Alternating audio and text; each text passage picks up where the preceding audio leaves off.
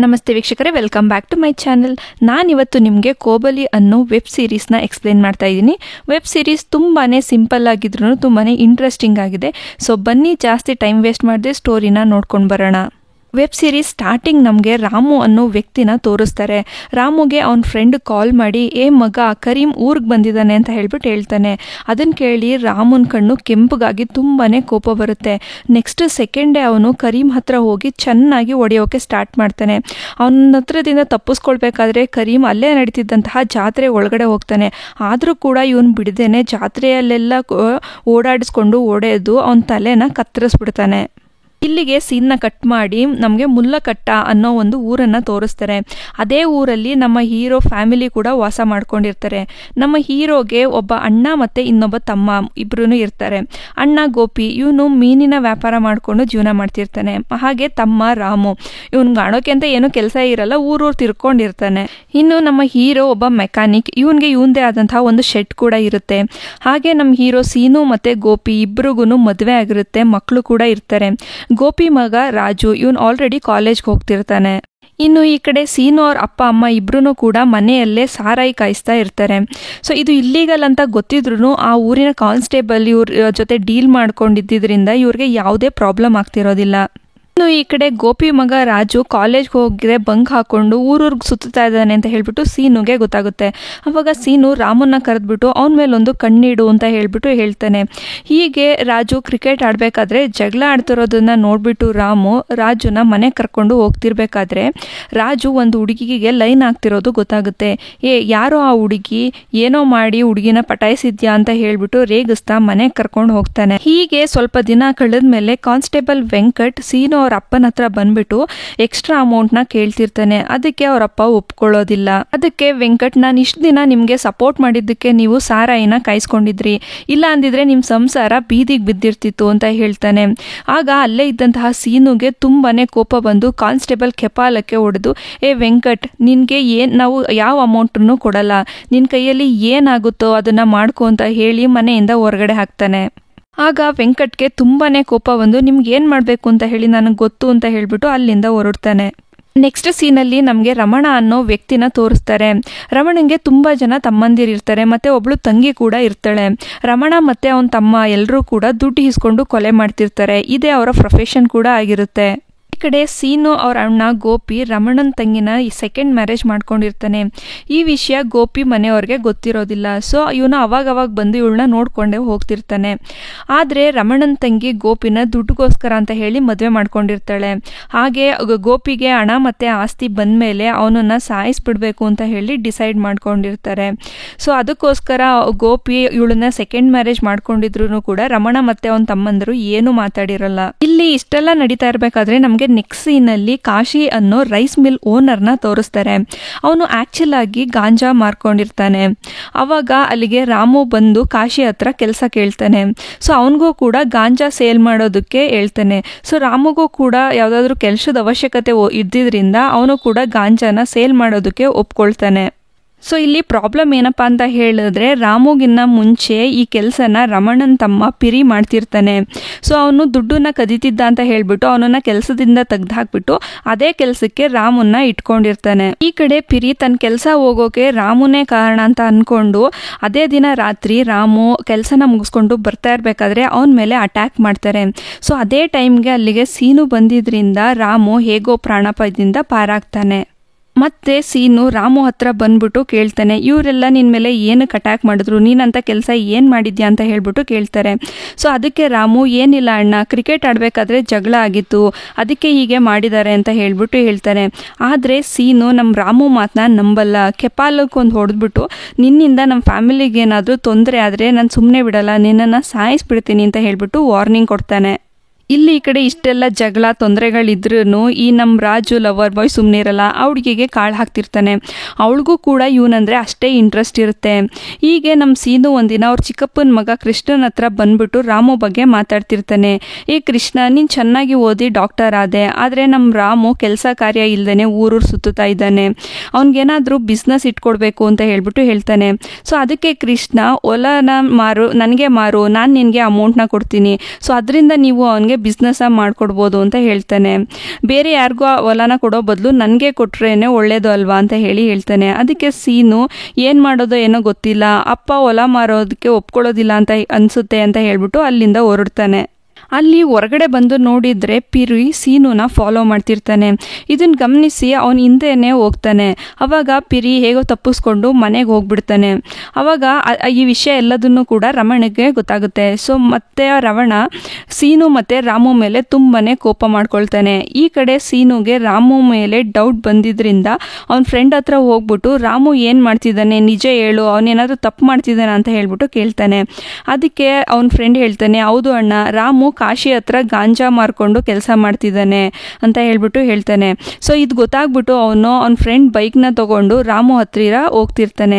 ಈ ಕಡೆ ರಾಮು ಫ್ರೆಂಡ್ ರಾಮುಗೆ ಕಾಲ್ ಮಾಡ್ಬಿಟ್ಟು ನಿಮ್ಮ ಅಣ್ಣ ಇಲ್ಲಿಗೆ ಬಂದಿದ್ರು, ಅವ್ರಿಗೆ ಎಲ್ಲ ವಿಷಯ ಗೊತ್ತಾಗಿದೆ, ಬೈಕ್ನ ತಗೊಂಡು ನೀನಿರೋ ಕಡೆನೆ ಬರ್ತಿದ್ದಾರೆ ಅಂತ ಹೇಳ್ತಾನೆ.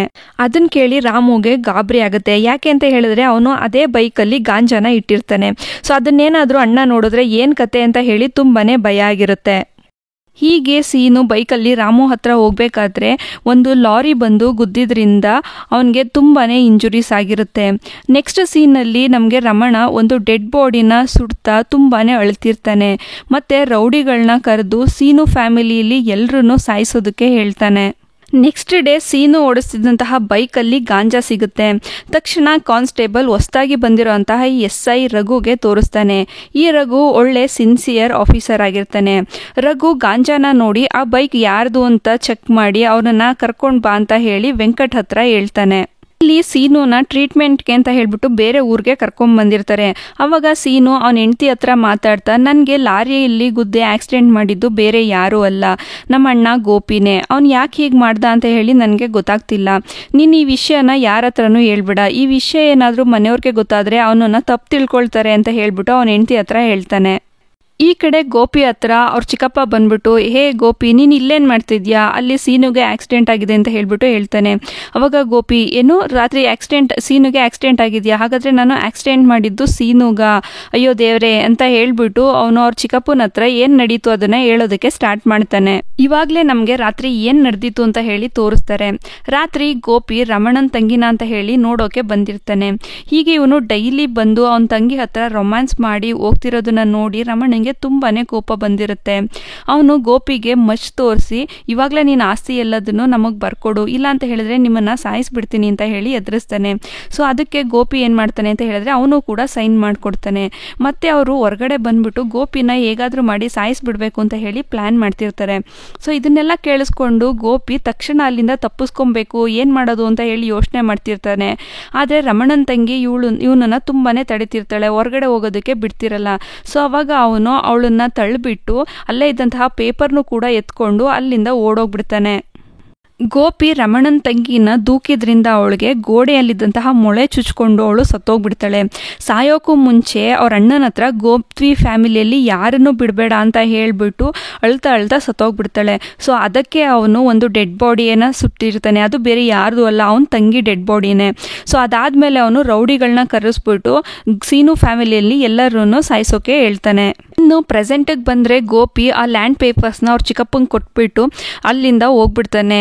ಏನಕ್ಕೆ ಅಂತ ಹೇಳಿದ್ರೆ ಅವನೇನಾದರೂ ಇಲ್ಲೇ ಇದ್ರೆ ರಮಣಂದು ಗ್ಯಾಂಗ್ ಎಲ್ಲರೂ ಬಂದು ಇವನನ್ನ ಸಾಯಿಸ್ಬಿಡ್ತಾರೆ ಅಂತ ಹೇಳ್ಬಿಟ್ಟು ಇವನು ಒಬ್ಬನೇನೆ ಅಲ್ಲಿಂದ ಹೋಗ್ಬಿಡ್ತಾನೆ. ಇನ್ನು ನೆಕ್ಸ್ಟ್ ಸೀನಲ್ಲಿ ಕಾಶಿ ರಾಮುಗೆ ಕಾಲ್ ಮಾಡ್ಬಿಟ್ಟು, ನಿನ್ನ ನಂಬಿ ನಾನು 5 ಲಕ್ಷದ ಗಾಂಜಾ ಕೊಟ್ಟಿದ್ದೆ, ನಿನ್ಗಿಂತ ಪಿರಿನೇ ಪರವಾಗಿಲ್ಲ, ನೀನು ನನಗೆ ಹೀಗೆ ಮೋಸ ಮಾಡಿಬಿಟ್ಟಲ್ಲ ಅಂತ ಹೇಳ್ಬಿಟ್ಟು ಚೆನ್ನಾಗಿ ಬೈತಿರ್ತಾನೆ. ಅದೇ ಟೈಮ್ಗೆ ಅಲ್ಲಿ ಪಿರಿ ಮತ್ತು ಅವನ ಗ್ಯಾಂಗ್ ಬಂದ್ಬಿಟ್ಟು ರಾಮು ಮೇಲೆ ಅಟ್ಯಾಕ್ ಮಾಡ್ತಾರೆ. ಹೀಗೆ ಜಗಳ ಮಾಡ್ತಿರ್ಬೇಕಾದ್ರೆ ಅಲ್ಲಿಗೆ ಪೊಲೀಸ್ ಬಂದು ರಾಮುನ ಅರೆಸ್ಟ್ ಮಾಡಿ ಜೈಲ್ಗೆ ಹಾಕ್ತಾರೆ. ಅದೇ ದಿನ ರಾತ್ರಿ ರಾಜು ಲವ್ವರ್ ಬಂದ್ಬಿಟ್ಟು ನಮ್ಮ ಅಪ್ಪನ್ನ ಯಾರೋ ಸಾಯಿಸ್ಬಿಟ್ರು ಅಂತ ಹೇಳಿ ಅಳ್ತಿರ್ತಾಳೆ. ಸೊ ಅದೇ ಟೈಮ್ಗೆ ರಮಣ ಕಳಿಸಿರೋಂತಹ ರೌಡಿಗಳು ಕೂಡ ಈ ಸೀನು ಫ್ಯಾಮಿಲಿನ ಕೊಲೆ ಮಾಡೋಕೆ ಅಂತ ಬರ್ತಾರೆ. ಇವ್ರು ಹೇಗೋ ಐಡಿಯಾ ಯೂಸ್ ಮಾಡಿ ಅಲ್ಲಿಂದ ತಪ್ಪಿಸ್ಕೊಳ್ತಾರೆ. ಆದರೆ ಸೀನು ಅವ್ರ ಅಮ್ಮನ್ನ ಇವರೆಲ್ಲರೂ ಕೂಡ ಸಾಯಿಸ್ಬಿಡ್ತಾರೆ. ಈ ಕಡೆ ಒಬ್ಬ ಕಾನ್ಸ್ಟೇಬಲ್ ರಾಮು ಹತ್ರ ಬಂದ್ಬಿಟ್ಟು, ನೋಡು ರಾಮು, ನಿಮ್ಮ ಅಣ್ಣ ಗೋಪಿ 5 ಜನನ್ನ ಸಾಯಿಸಿದಾನೆ ಅಂತ ಹೇಳ್ಬಿಟ್ಟು ಕೇಸ್ ಫೈಲ್ ಆಗಿದೆ, ಅದಕ್ಕೆ ನಿನ್ನನ್ನು ಅರೆಸ್ಟ್ ಮಾಡಿದ್ದೀವಿ ಅಂತ ಹೇಳ್ತಾನೆ.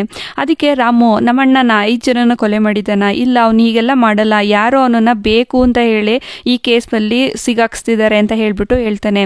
ಸೊ ಆವಾಗ ಅಲ್ಲಿಗೆ ರಘು ಬಂದ್ಬಿಟ್ಟು, ನಿಮ್ಮ ಅಣ್ಣ ನಿಮ್ಮಂತೆ ನೀವೆಲ್ಲರೂ ಒಳ್ಳೆ ಫ್ಯಾಮಿಲಿ ಅಂತ ಅಂದ್ಬಿಟ್ಟು ನಾನು ಕೇಳಿದ್ದೀನಿ, ಆದರೆ ನೀನೇನು ಇಲ್ಲಿ ಗಾಂಜಾ ಮಾರ್ತಿದ್ಯಾ, ನಿಮ್ಮಣ್ಣ ಕೊಲೆ ಮಾಡಿದ್ದಾನೆ, ನಿಮ್ಮಪ್ಪ ಅಲ್ಲಿ ಸಾರಾಯಿ ಮಾರ್ತಿದ್ದಾರೆ, ಸೊ ಏನು ನಡೀತು, ನಿನಗೆ ಗಾಂಜಾ ಮಾರೋದಕ್ಕೆ ಹೇಳಿದ್ದು ಯಾರು ಅಂತ ಹೇಳು ಅಂತ ಹೇಳ್ಬಿಟ್ಟು ರಘು ಕೇಳ್ತಾನೆ.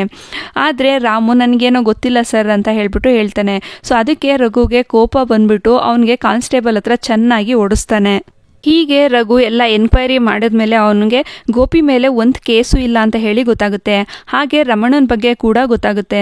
ಸೊ ಅದಕ್ಕೆ ಅವನು ಅವತ್ತಿಂದನೇ ರಮಣನ ಮೇಲೆ ಒಂದು ಕಣ್ಣಿಡೋಕೆ ಸ್ಟಾರ್ಟ್ ಮಾಡ್ತಾನೆ. ಹೀಗೆ ಸ್ವಲ್ಪ ಟೈಮ್ ಆದಮೇಲೆ ವೆಂಕಟ್ ರಮಣಂಗೆ ಕಾಲ್ ಮಾಡಿ, ಸರ್, ಹೊಸ್ದಾಗಿ ಬಂದಿರೋ SI ನಿಮ್ಮ ಮೇಲೆ ತುಂಬಾ ಕೋಪ ಮಾಡ್ಕೊಂಡಿದ್ದಾರೆ, ಸ್ವಲ್ಪ ಟೈಮ್ ನೀವು ಇದನ್ನೆಲ್ಲ ನಿಲ್ಲಿಸೋದು ಒಳ್ಳೇದು ಅಂತ ಹೇಳ್ತಾನೆ. ಈ ಕಡೆ ನಾರಾಯಣ ರಘು ಹತ್ರ ಬಂದ್ಬಿಟ್ಟು ರಮಣನ ಬಗ್ಗೆ ಹೇಳ್ತಿರ್ತಾನೆ. ಆ್ಯಕ್ಚುಲ್ ಆಗಿ ರಮಣ ಅವ್ರ ಅಪ್ಪಂಗೆ 4 ಜನ ಬ್ರದರ್ಸ್ ಇರ್ತಾರೆ.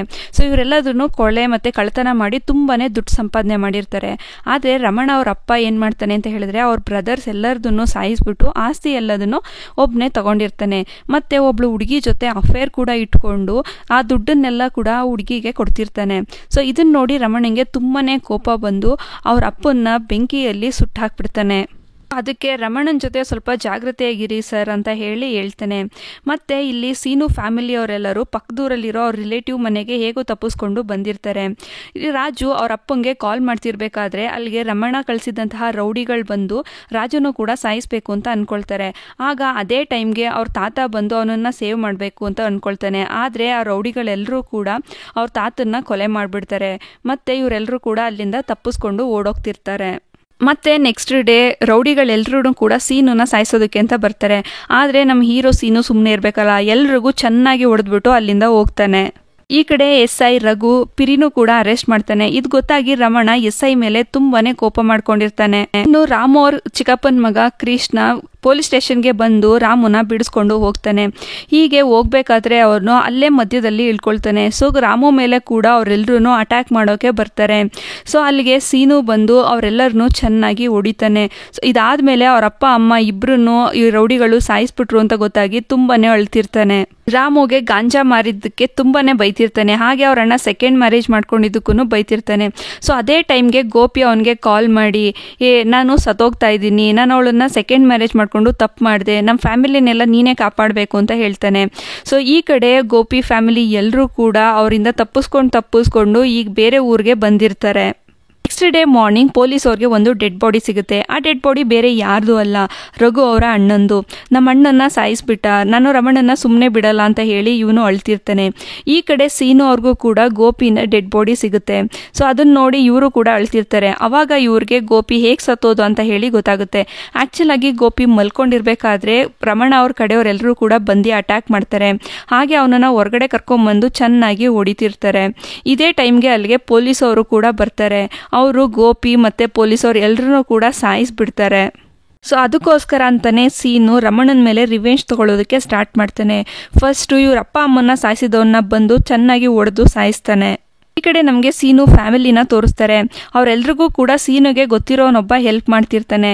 ಹೀಗೆ ಇವರೆಲ್ಲರೂ ಕೂಡ ತಪ್ಪಿಸ್ಕೊಬೇಕಾದ್ರೆ ರಮಣನ್ ಗ್ಯಾಂಗ್ ಅವರು ಬಂದ್ಬಿಟ್ಟು ಆ ನೋಡ್ಕೊಳ್ತಿದ್ದಂತಹ ವ್ಯಕ್ತಿನೂ ಕೂಡ ಸಾಯಿಸ್ಬಿಡ್ತಾರೆ. ಸೊ ರಾಜು ಸೀನುಗೆ ಕಾಲ್ ಮಾಡ್ಬಿಟ್ಟು ಇದೆಲ್ಲದನ್ನು ಹೇಳ್ತಾನೆ. ಈ ಕಡೆ ರಮಣಂದು ಇನ್ನೊಬ್ಬ ತಮ್ಮ ಕಾಣಿಸ್ತಿರಲ್ಲ. ಅದಕ್ಕೆ ರಮಣ ತುಂಬಾನೇ ಟೆನ್ಷನ್ ಮಾಡ್ಕೊಂಡಿರ್ತಾನೆ.